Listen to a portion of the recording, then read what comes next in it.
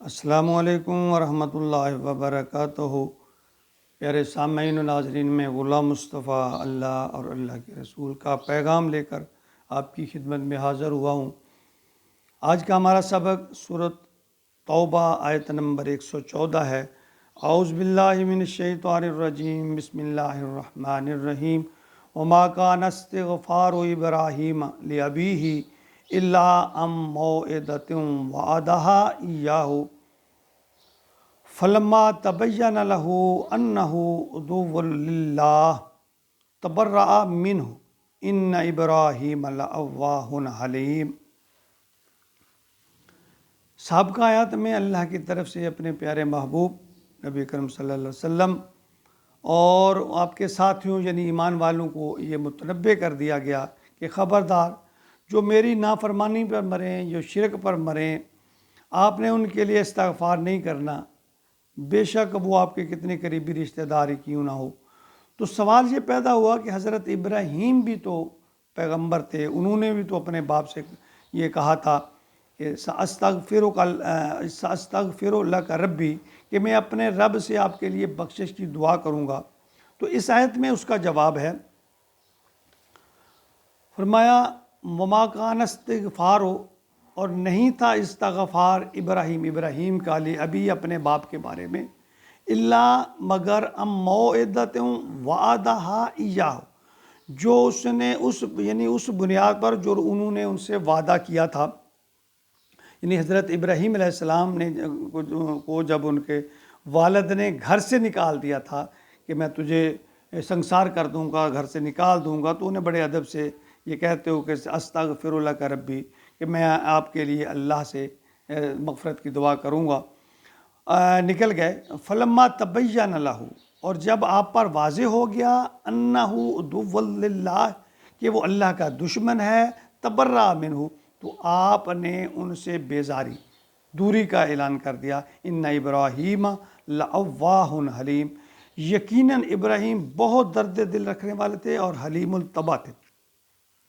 یہ آیت پچھلی آیت کے سوال کے جواب میں ہے کہ جب حضرت کو اپنے چچا ابو طالب کی بخشش کی دعا کرنے سے روک دیا گیا، تو سوال یہ پیدا ہوا کہ ابراہیم کا باپ بھی تو مشرک تھا، انہوں نے بھی تو اپنے بیٹے کو گھر سے نکال دیا تھا، تو جب نکالا گیا، اس کے نکالے جانے کے وقت انہوں نے کہا تھا سأستغفر لک ربی، میں اپنے رب سے آپ کے لیے بخشش طلب کروں گا۔ تو یہاں ایک اور نقطہ جو ہمارے لیے قابل غور ہے، بہت ضروری ہے، کہ باپ مشرک ہے اور بیٹا موحد ہے، باپ بت گر ہے اور بیٹا بت شکن ہے، یعنی بیٹا ابو الانبیاء ہے۔ حضرت ابراہیم علیہ السلام کے بعد جتنے انبیاء اور رسول آئے ہیں وہ سب کے سب حضرت ابراہیم کی اولاد سے آئے ہیں۔ حضرت سارہ کے بطن سے حضرت اسحاق پیدا ہوئے، اور ان سے پھر حضرت موسیٰ، ہارون، داؤد، سلیمان، یونس علیہ السلام، تمام انبیاء جو ہیں عیسیٰ تک، یہ ان کی نسل سے آئے۔ اور حضرت ہاجرہ کی بطن سے حضرت اسماعیل پیدا ہوئے، ان سے پھر نبی اکرم صلی اللہ علیہ وآلہ وسلم مبعوث ہوئے۔ اور کہا جاتا ہے کہ آپ کی تیسری بیوی جن کے ساتھ ہم نے حضرت سارہ کی وفات کے بعد نکاح کیا تھا، ان کا نام قطورہ تھا، ان کے 6 بیٹے تھے، ان کی لڑی میں سے پھر حضرت شعیب علیہ السلام پیغمبر بنے۔ یعنی ان تمام سب عنایتوں، انعامات کے باوجود، ابو الانبیاء ہونے کے باوجود، حضرت ابراہیم علیہ السلام اپنے باپ کو جہنم کی آگ سے نہیں بچا سکے۔ دیکھیں سورۃ شعراء آیت نمبر 86 میں اللہ تعالیٰ نے فرمایا فاغفر لأبی انہ کان من الضالین۔ تو اگر آپ میرے باپ کو بخش دے، یقیناً یعنی فاغفر لأبی انہ کان من الظالمین، میرے باپ کو بخش دے، التجا کی اللہ سے، اللہ میرے باپ کو بخش دے، وہ گمراہوں میں سے ہے۔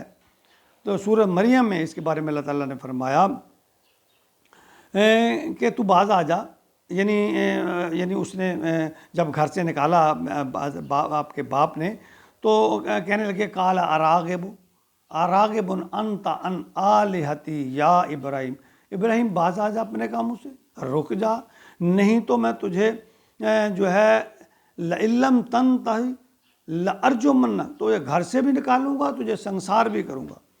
تو ابراہیم نے جو ہے انہوں نے پھر اس کے بارے میں فرمایا قال سلام علیک ساستغفر لک ربی، کہ بس سلامتی ہو، بس میں آپ کے لیے اللہ سے دعا ہی کر سکتا ہوں۔ تو اس آیت میں اللہ تعالیٰ فرما رہے ہیں کہ ابراہیم کا اپنے باپ کے حق میں دعا کرنا اس وعدہ کی بنیاد پر ہے۔ باقی رہی قبولیت کی بات، تو وہ تو اللہ کے اختیار میں ہے کہ اس میں کسی کا دخل نہیں ہے، خواہ وہ ابو الانبیاء ہو یا امام الانبیاء ہو۔ پچھلی آیت میں ہم نے پڑھا کہ حضور صلی اللہ علیہ وسلم اپنے چچا ابو طالب کو نہ تو ہدایت دے سکے اور نہ ان کے لیے بخشش کی دعا کر سکے، اور یہاں فرمایا گیا ابراہیم کے بارے میں بھی کہ تم بھی ان کی جو ہے بخشش کی دعا نہیں کرو گے۔ اس کا ایک بہت بڑا ثبوت بخاری میں ہے، حضرت ابو ہریرہ رضی اللہ تعالیٰ عنہ روایت فرماتے ہیں کہ رسول اللہ صلی اللہ علیہ وسلم نے فرمایا کہ ابراہیم قیامت کے دن اپنے والد آزر کو دیکھیں گے، ان کے منہ پر سیاہی اور گرد و غبار ہوگا۔ آپ اس سے کہیں گے کہ میں نے تمہیں کہا نہ تھا کہ میری نافرمانی نہ کرنا؟ تو آپ کا باپ اس وقت پھر کہے گا آج میں تمہاری نافرمانی نہیں کروں گا۔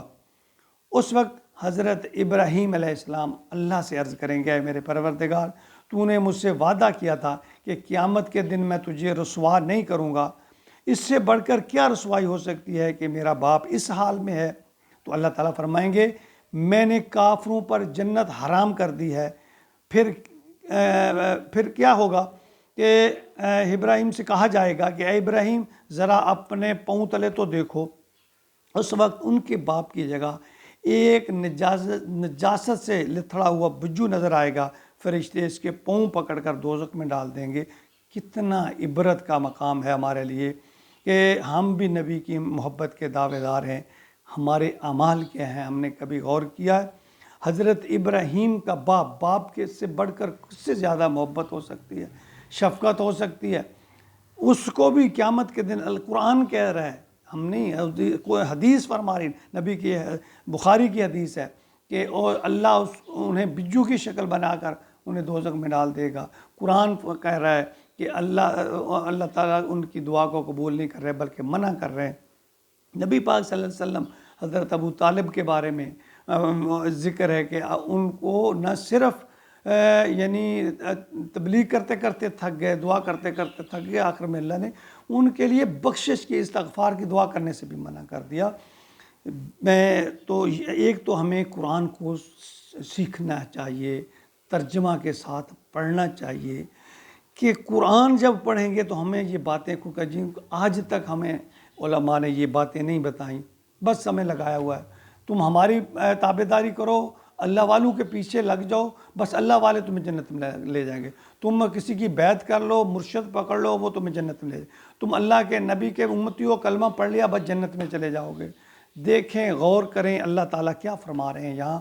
دیکھیں اعمال کام آئیں گے، ہر انسان کے اعمال کام آئیں گے، اور ان اعمال کے ساتھ ساتھ ہمیں اللہ کے سے ہر وقت ڈرتے رہنا چاہیے، خوف زدہ رہنا چاہیے، استغفار کرتے رہنا چاہیے ہر وقت کہ وعدہ کہ اللہ ہمارا وہ عمل قبول کرتے ہیں نہیں کرتے، وہ جو ہم کر رہے ہیں اللہ تعالیٰ اس کو قبول فرماتے ہیں نہیں کرتے۔